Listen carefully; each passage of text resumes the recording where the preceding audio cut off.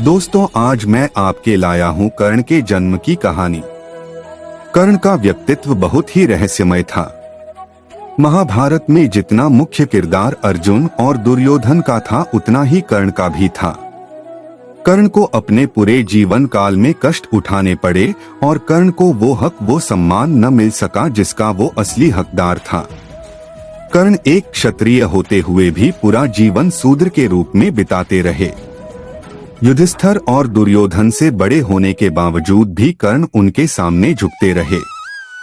दोस्तों, बहुत कम लोग ही कर्ण के बारे में बात करते हैं और कम लोग ही इनके जीवन के बारे में जानते हैं।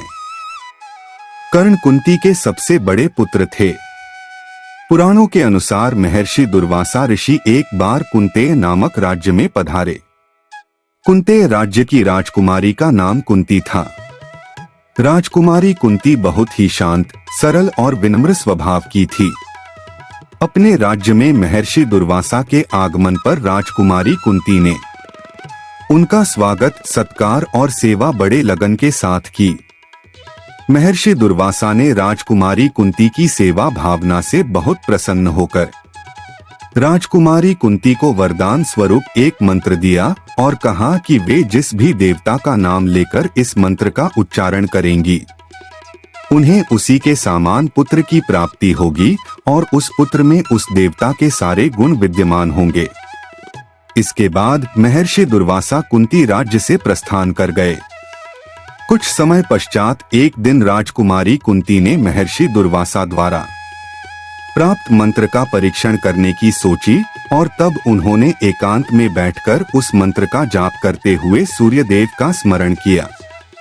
उसी क्षण सूर्यदेव प्रकट हो गए और उसी क्षण एक बालक राजकुमारी कुंती की गोद में प्रकट हो गया और इस प्रकार कर्ण का जन्म हुआ। यह बालक भी भगवान सूर्य के समान तेज लेकर उत्पन्न हुआ था और इस प्रकार कर्ण की माता कुंती और पिता भगवान सूर्य थे।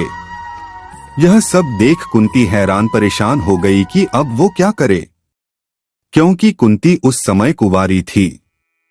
कुंती बिना विवाह के पुत्र होने के कारण राज्य में अपनी और अपने पिता की एवं संपूर्ण परिवार और राज्य की प्रतिष्ठा और सम्मान के प्रति चिंतित हो गई। और इस स्थिति में राजकुमारी कुंती ने समाज लोक लाज के कारण पुत्र का त्याग करने का निर्णय लिया, जो कि बहुत ही कठिन था। कुंती ने अपने दिल पर पत्थर रखकर अपने पुत्र को एक टोकरी में डालकर गंगा जी में प्रवाहित कर दिया। वह बालक गंगा में बहता हुआ जा रहा था कि एक किनारे पर धृतराष्ट्र का सारथी अधिरथ अपने घोड़े को जल पिला रहा था। उसकी दृष्टि उस टोकरी में रखे बालक पर पड़ी। अधिरथ ने उस बालक को उठा लिया और अपने घर ले आया। अधिरथ निःसंतान था। अधिरथ की पत्नी का नाम राधा था। दोनों ने उस बालक को अपने पुत्र के समान पालन पोषण किया। अधिरथ और उसकी पत्नी राधा शूद्र जाति के थे, इसलिए कर्ण को शूद्र पुत्र भी कहा जाता था। मां का नाम राधा होने के कारण उसे राधेय के नाम से भी जाना जाता था।